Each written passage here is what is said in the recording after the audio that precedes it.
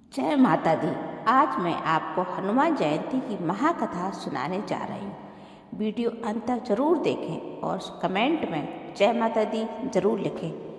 मंगल प्रभात और पावन तिथि चैत्र मास की पूर्णिमा का दिन था। आकाश में सूर्य अपनी स्वर्णिम किरणों से धरती को अलौकित कर रहा था। वायु में एक अद्भुत पवित्रता घुली हुई थी। वृक्षों की पत्तियां तक जैसे किसी अनदेखी उत्सव में सहभागी बनकर हिलोरें ले रही थी। यह कोई सामान्य दिन नहीं था, ये हनुमान जयंती का पावन पर्व था। हनुमान जयंती का वह दिव्य तिथि है जब धरती पर ऐसा महापुरुष अवतरित हुआ जिसने भक्ति, बल, बुद्धि, विवेक, सेवा और त्याग को अपने जीवन का आधार बनाया। यह दिन केवल एक जन्मतिथि नहीं बल्कि धर्म, साहस और निष्काम सेवा का उत्सव है। गांव, नगर, वन, पर्वत, आश्रम, नगर, हर ओर एक ही नाम गूंज रहा था, जय श्री राम, जय हनुमान। त्रेता युग में दक्षिण भारत के रमणीय पर्वतीय क्षेत्र में केसरी नामक वानर राज का राज था। उनकी पत्नी थी पुंजिक स्थिरा, जो बाद में अंजना के नाम से प्रसिद्ध हुई। अंजना अत्यंत सुंदरी, पतिव्रता और तपस्विनी थी, किंतु उनके जीवन में एक गहन पीड़ा थी। वे संतानहीन थी। वर्षों तक उन्होंने देवी देवताओं की उपासना की, यज्ञ किए, व्रत रखे, परंतु उनकी गोद सूनी ही रही। अंततः अंजना ने कठोर तप करने का संकल्प लिया। वह एकांत पर्वत पर जाकर वर्षों तक भगवान शिव की आराधना करने लगी। धूप, वर्षा, शीत सब सहते हुए उन्होंने केवल एक ही मंत्र का जाप किया, ओम नमः शिवाय। उनके तप से त्रिलोक कंपित होने लगा। अंततः भगवान शिव प्रकट हुए। पद से अंजनी, शिव ने कहा, तुम्हारे तप से मैं प्रसन्न हूँ, वर मांगो। अंजना ने विनम्रता से कहा, हे महादेव, मुझे ऐसा पुत्र दीजिए जो धर्म का रक्षक, भक्ति का प्रतीक और संसार का कल्याण करता हो। भगवान शिव मुस्कुराए। उन्होंने वर दिया, मैं स्वयं अपने अंश से तुम्हारे पुत्र रूप में अवतरित होऊंगा। उसी समय अयोध्या में दशरथ यज्ञ संपन्न हो रहा था। उस यज्ञ की पायस आहुति से उत्पन्न दिव्य प्रसाद वायु के माध्यम से दक्षिण की ओर पहुंचा। पवन देव, जो स्वयं देवताओं में अत्यंत शक्तिशाली और तेजस्वी थे, उस दिव्य प्रसाद को लेकर अंजना के तप स्तर पर पहुंचे। देववाणी हुई, हे पवन देव, तुम इस कार्य में माध्यम बनो। अंजना के गर्भ से ऐसे वीर का जन्म हो जो संसार में राम कथा को पूर्ण करने में सहायक बने। पवन देव ने श्रद्धापूर्वक उस दिव्य अंश को अंजना तक पहुंचाया। उसी क्षण अंजना गर्भवती हुई और फिर चैत्र मास की पूर्णिमा को शुभ मुहूर्त में एक तेजस्वी बालक का जन्म हुआ।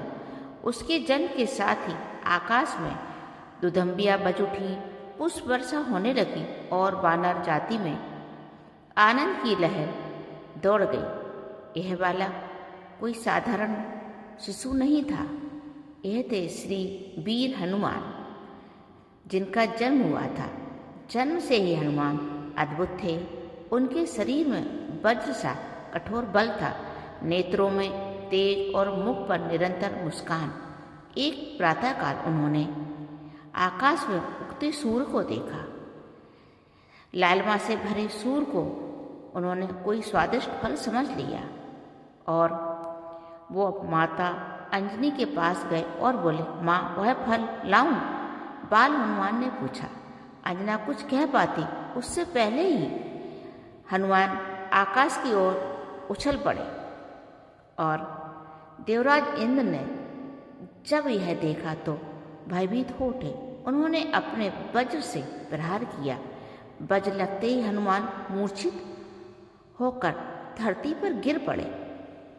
यह देख पवन देव को क्रोध आया और वो क्रोधित हो उठे। संपूर्ण संसार की वायु को रोक लिया। चारों ओर त्राही त्राही मच गई। तब सभी देवता भगवान ब्रह्मा, विष्णु और शिव के साथ पवन देव के पास आए। उन्होंने बालक हनुमान को अमरता, अपार बल, बुद्धि, तेज और भक्ति के वरदान दिए। इस प्रकार हनुमान अष्ट सिद्धि और नवनिधियों के स्वामी बन गए।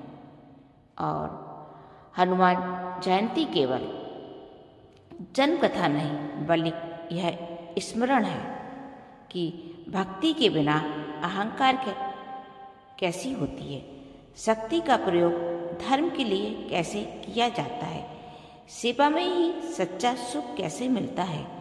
हनुमान ने कभी स्वयं को महान नहीं माना।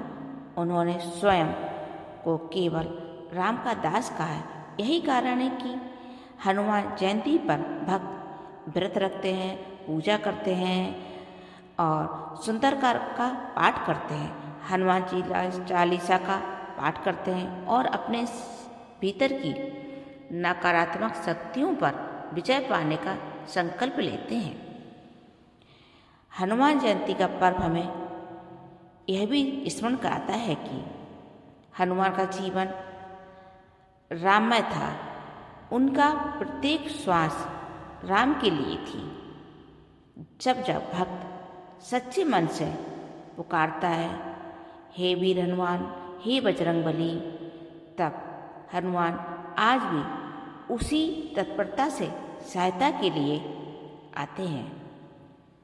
और कलयुग में जब मनुष्य भय, क्रोध, अहंकार और भ्रम से घिराए, तब हनुमान जयंती हमें साहस, संयम और सेवा का मार्ग दिखाती है। हनुमान सिखाते हैं शक्तियों पर अहंकार ना हो, ज्ञानों पर अभिमान ना हो, भक्तियों पर दिखावा ना हो। हनुमान जयंती का यह पावन पर्व हमें अपने जीवन में भक्ति, बल और विवेक को संतुलित करने की प्रेरणा देता है।